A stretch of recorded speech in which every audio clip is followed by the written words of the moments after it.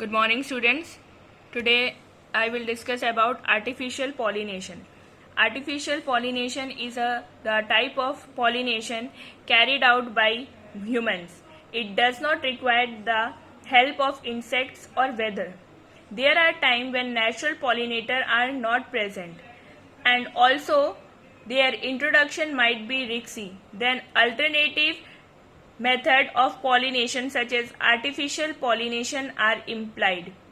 As men play an important role in bringing about pollination artificially for producing useful and better varieties.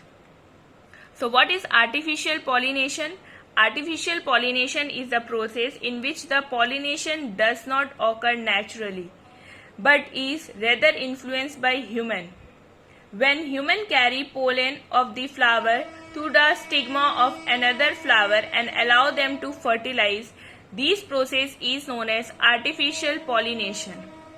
It involves pollination of desired female parent with pollen from the desired male parent, taking all precaution to prevent contamination of stigma with undesired pollen. Artificial pollination in unisexual flower is simple, but it's complicated in bisexual one. There are some processes that take place in bisexual flower, like emasculation, bagging, rebagging. So let us see the process of artificial pollination in bisexual flower. First is emasculation, that is removal of anther of a flower from the bisexual flower. By using a pair of forceps, we remove the anther from the flower in bud condition, and this process is known as emasculation. See in this picture, removal of anther of a flower by using a pair of forceps in order to prevent self-pollination or the undesirable pollination of neighboring plant.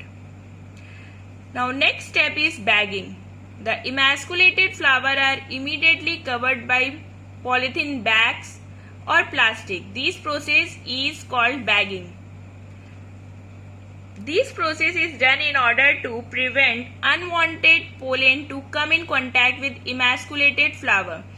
These prevent contamination from foreign pollen grain. This is a picture of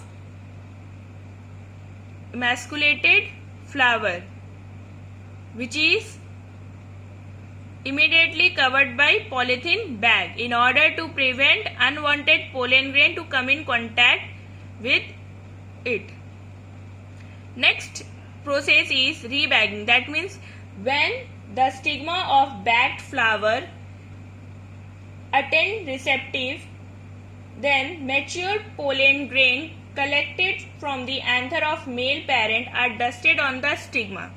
See in this picture, matured pollen grain collected from the anther of male parent dusted on the stigma, and the again flower is rebagged till fruit and seeds are produced.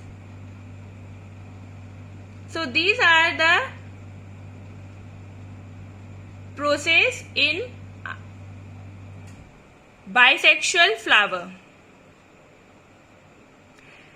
This method is very common in garden plant as in pea.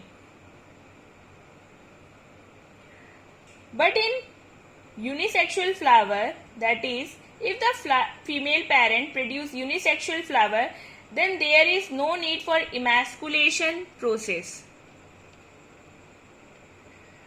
The female flower buds are bagged before the flower open, and when the stigma becomes receptive, pollination is carried out using the desired pollen and the flower is rebagged. This is a artificial pollination in unisexual flower. So this is all about the artificial pollination in unisexual and bisexual flower. Now, what are the advantage and disadvantage of cross-pollination? First, see the advantage of cross-pollination. It results in healthier offsprings. It helps to produce new variation. Plants produced from the seeds of cross-pollinated flower are more resistant to disease and other unfavorable conditions.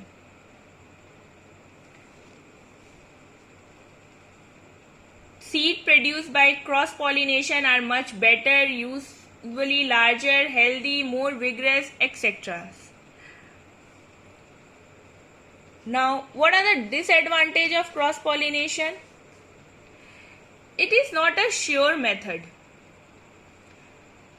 because plants have to depend upon certain external agency for pollination which may or may not be available at the proper time. So it is not a sure method.